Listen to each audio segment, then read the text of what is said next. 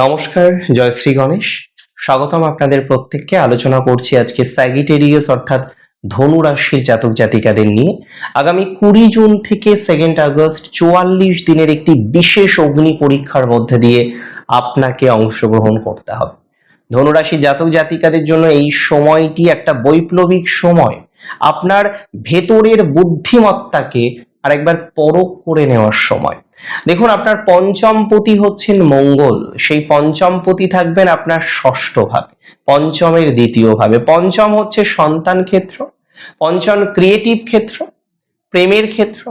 ষষ্ঠ রোগ, রিপু, ঋণ ইত্যাদি বিষয়কেও রিপ্রেজেন্ট করে।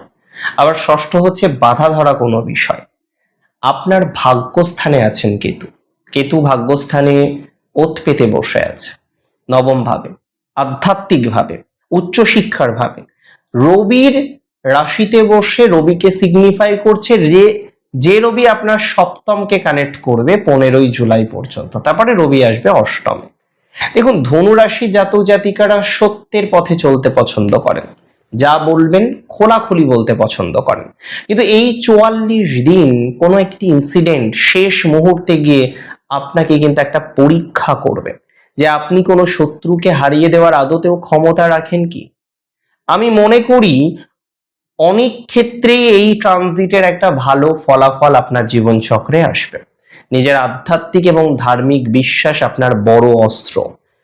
আপনার ধার্মিক এবং আধ্যাত্মিক বিষয়ে যথেষ্ট আস্থা এই সময় কিন্তু রাখতে হবে। মঙ্গল হলো আপনার সাহস, আপনার বল, বীর্য, শত্রু দমন করার ক্ষমতা, প্রতিযোগিতায় জয়লাভ করার ক্ষমতা, আপনার শারীরিক শক্তি। পঞ্চমপতি বুদ্ধি, সন্তানের অধিপতি ষষ্ঠে যাচ্ছে। শত্রুর বিরুদ্ধে একটা আক্রমণাত্মক এবং জয় লাভ করার জেদ আপনার মধ্যে কিন্তু অবশ্যই তৈরি হবে। কেতু নির্দেশ করে বৈরাগ্যকে, কেতু নির্দেশ করে সেপারেশনকে। তবে গভীর আধ্যাত্মিক জ্ঞান, ডিপ স্পিরিচুয়াল নলেজ কেতু ব্যতীত আসে না। জাগতিক নিয়ম কানুন ভেঙে ফেলতে ইচ্ছা করবে এই সময় আপনার। নবম ভাবে ভাগ্যস্থানে বসে আপনার ধর্মের প্রতি, আপনার গুরুর প্রতি একটা অগাধ বিশ্বাস আপনার জীবন চক্রে আসতে পারে। তবে মঙ্গল যখন ষষ্ঠে বসে, তীব্র শত্রু দমন বা বিরুদ্ধে লড়াই করার মতো একটা তেজ আপনাকে কিন্তু দেবে। নবমে কেতু আপনার ভাগ্য এবং ধর্মীয় বিশ্বাসের প্রতি একটা ধোঁয়াশা তৈরি করেছে। কোনো একটা জায়গায় আপনি কনফিউশন থেকে যাচ্ছেন, আপনি ভাবছেন আধ্যাত্মিক বিষয়ে একটা শ্রদ্ধা, ভক্তি, বিশ্বাস রাখবেন, কিন্তু আপনি কোথাও যেন গিয়ে পারছেন না বিষয়টাকে কন্টিনিউ করতে।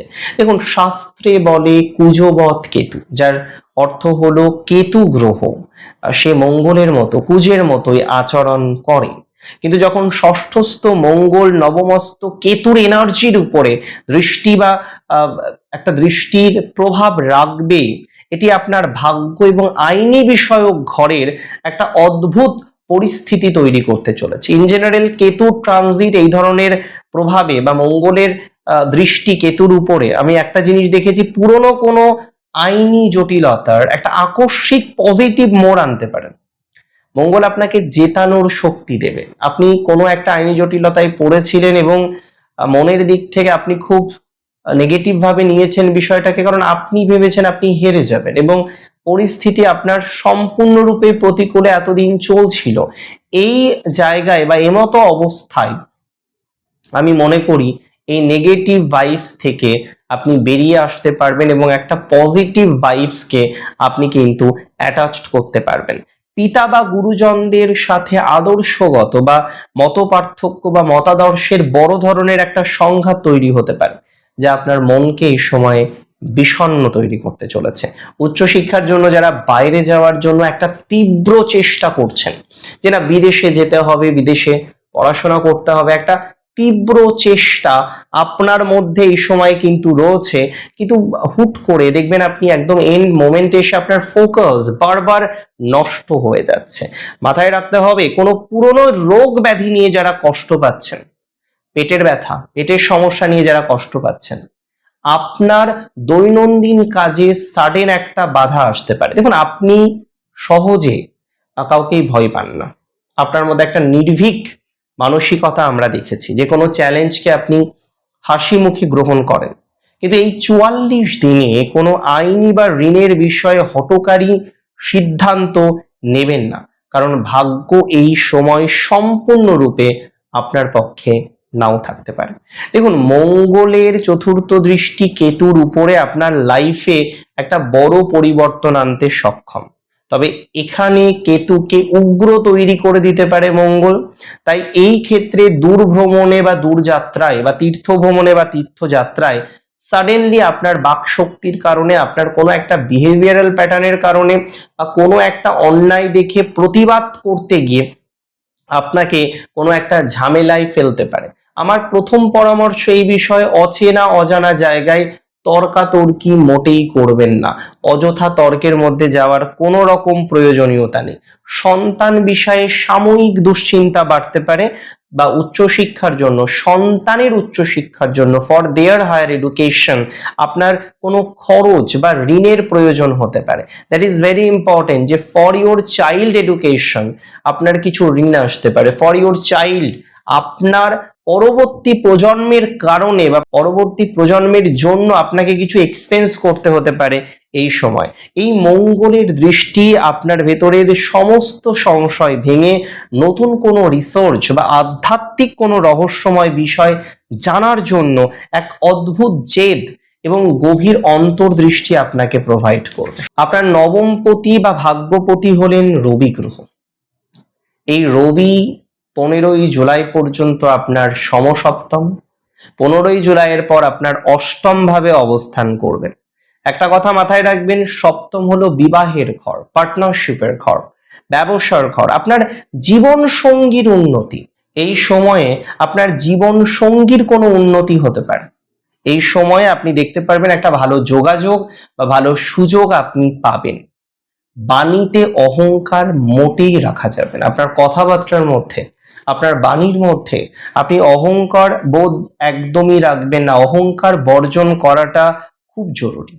15ই জুলাই থেকে 2 আগস্ট যতদিন রবি আপনার অষ্টমে থাকছে, আপনার হেলথের প্রতি নজর দিতে হবে। উচ্চপদস্থ ব্যক্তিবর্গের সাথে আননেসেসারি কোনো আর্গুমেন্টে যাওয়া আপনার মোটেই ঠিক হবে না। এই সময় আপনার গোপন শত্রু কিন্তু খুব অ্যাক্টিভ হবে। তারা আপনাকে যেন তেন প্রকারেণ একটা মহা সংশয়ে, মহা জটিলতায়, মহা ঝামেলার মধ্যে ফেলে দিতে পারে। আপনি নিঃস্বার্থভাবে মানুষকে পথ দেখান, অথচ এই মানুষগুলো আপনাকে বারবার ক্ষতি করে। যারা পরোপকার করে আমি দেখেছি, তারা কিন্তু কখনো এটা এক্সপেক্ট করে না যে সে কিছু পাবে। নদী কভু পান নাহি করে নিজ জল, তরুগণ নাহি খায় নিজ নিজ ফল। নদী যেমন নিজের জল পান করে না, তরুগণ যেমন নিজের ফল খায় না। ইউজুয়ালি তো তাই। ধনুরাশি এরা দান করে, এরা পরোপকার করে, এরা পায় না। এরা রিটার্ন চায় কিনা চায় না সেটা পরের কথা, কিন্তু এরা পায় না। That is very important.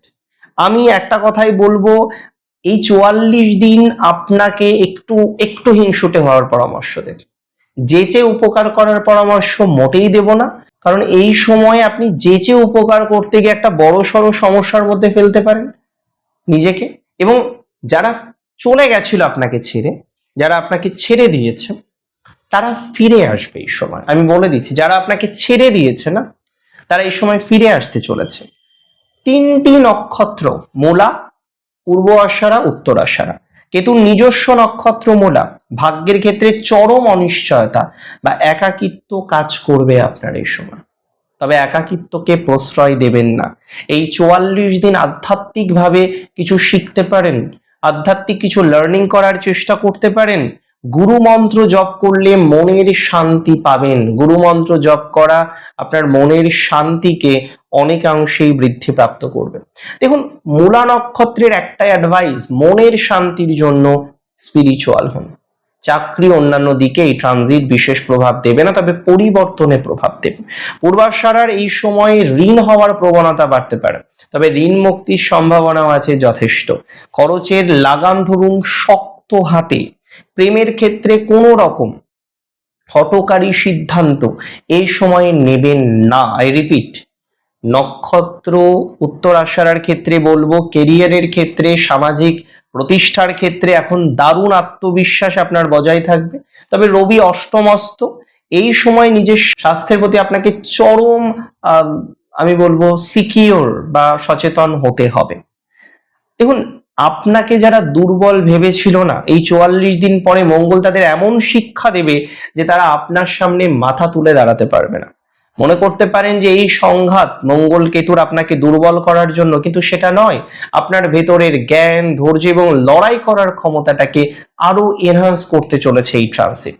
শত্রুরা আপনার ভাগ্যের চাকা থামানোর চেষ্টা করলেও আপনার ভেতরের প্রবল ইচ্ছা শক্তি, ঈশ্বরের প্রতি বিশ্বাসী হবে আপনার সবচেয়ে বড় বিজয় অস্ত্র। শান্ত থাকুন, ঠিক কর্ম করুন, জয় আপনার অবধারিত। ভালো থাকুন আপনি। জয় শ্রী গণেশ।